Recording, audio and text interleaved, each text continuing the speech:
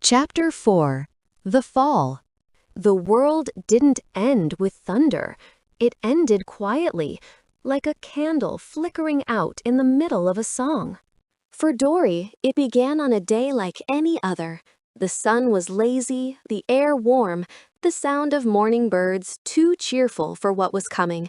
She tied her hair, packed her books, and smiled at her reflection, still humming a tune that Mike had taught her. Her heart, as always, belonged to him. He had become her rhythm, her reason, her risk. But love, when it comes too early, is a dangerous teacher. Whispers of change. It started small, a missed period, then another. Dory brushed it off at first, convincing herself it was stress, poor diet, anything else. But deep down, fear began to bloom inside her like a bruise spreading under the skin. When the truth finally came, it hit her like a slap. She was pregnant. The words hung in her mind like a ghost that wouldn't leave. She sat in the small bathroom, test trembling in her hand, her reflection pale and trembling. Her knees gave way. She slid to the floor, and for the first time in her young life, she realized what real silence sounded like, the kind that screams inside you. The weight of a secret. For days, Dory hid it. She laughed when her friends laughed, answered teachers with practiced smiles, and pretended everything was normal. But inside, she was breaking.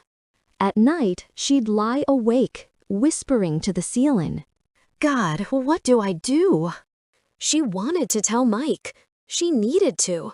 But every time she saw him, laughing with friends, joking about school, living so freely, the words turned to stone in her throat. Until one Friday evening, after classes, she found the courage. They sat under their usual mango tree, the same one where he first kissed her. Her hands trembled. "Mike," she whispered, eyes glistening, I'm pregnant." The silence that followed was unbearable. He blinked. Once, twice. Then he laughed. "You're joking, right?" Her heart cracked. "I wish I was." Mike's smile faded, his eyes darting away. He rubbed his neck, muttered something under his breath. "This can't be happening," he said. "You must have done something wrong. Maybe it's not even." "Mike!" she gasped, tears spilling. "Don't you dare finish that sentence." "Stop it, Dory," he interrupted. "I have plans. I can't. This isn't part of my life right now." Dory felt her knees weaken. "But you said you loved me." He sighed, looking away. "I did, but things change." And just like that, the boy who once held her so gently now looked at her like she was a stranger, carrying a burden he didn't want to see. The boy who once promised her forever turned his back and walked away. She stood there for a long time, long after he disappeared, hugging herself as if her arms could hold the pieces of her heart together. The villain she loved. Days turned into weeks, and Mike began to disappear. He stopped walking her home for weekend visits. He stopped replying to her messages. He avoided her eyes at school, as though pretending she didn't exist could erase what had happened. Rumors started. Whispers followed her in corridors. The laughter that once felt friendly now stung like knives. "Did you hear?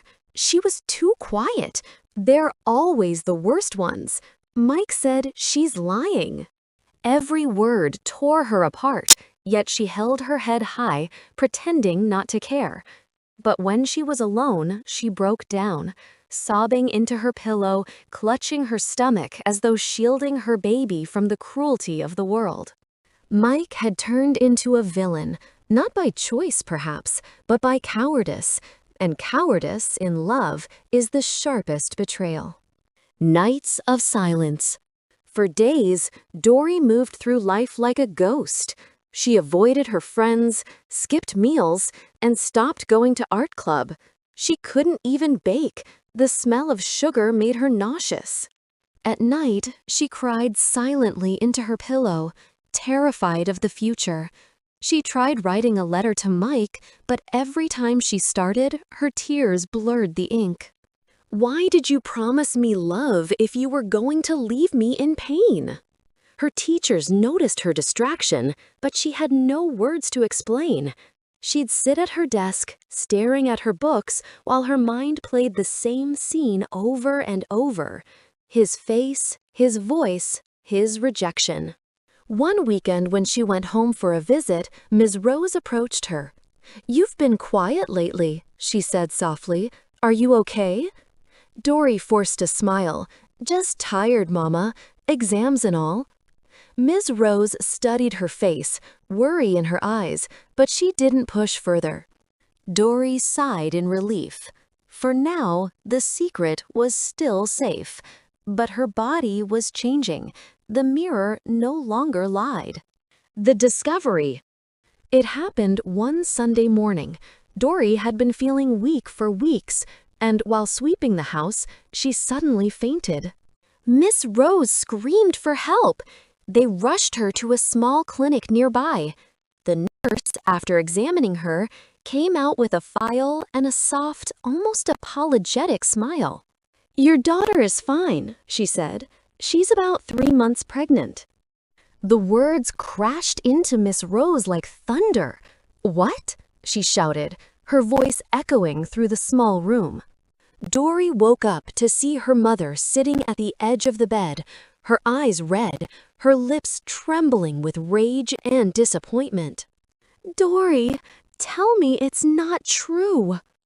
Tears spilled down Dory's face. "I'm sorry, Mama. I didn't mean for this to happen." Miss Rose stood up, pacing the room. "You? My daughter? After everything we've done for you? Do you even realize what this means?"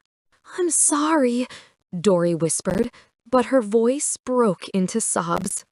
Rose didn't speak for a while.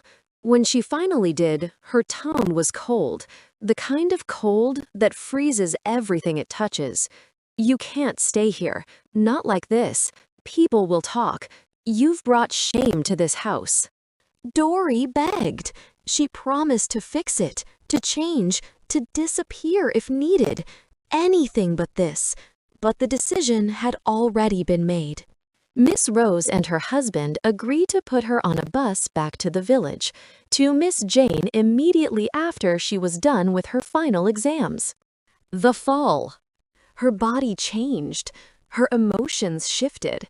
Every flutter inside her womb reminded her of both love and loss. She used to bake when she felt sad, kneading dough, smelling sweetness, but now even sugar couldn't soften the bitterness in her heart.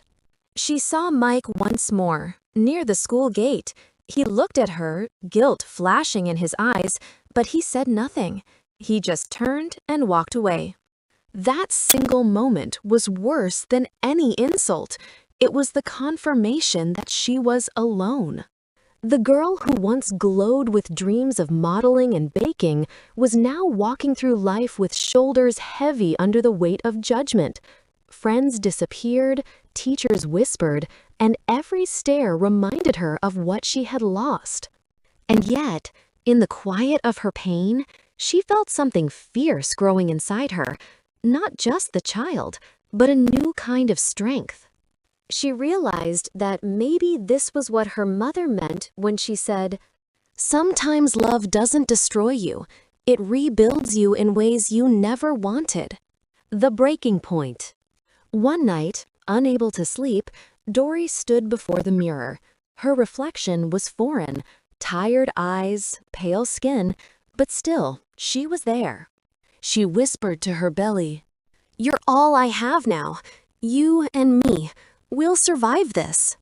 A single tear fell, but her voice was steady. She no longer waited for Mike. She no longer wished for apologies. She had fallen, yes, but she was learning to rise in silence. The end of innocence. When Dory finally left school, Whispers followed her all the way to the gate, but she didn't look back. She knew the world would talk, would judge, would never understand the weight she carried, both in her heart and in her womb. But somewhere deep inside, she also knew this wasn't the end. This was the beginning of something else.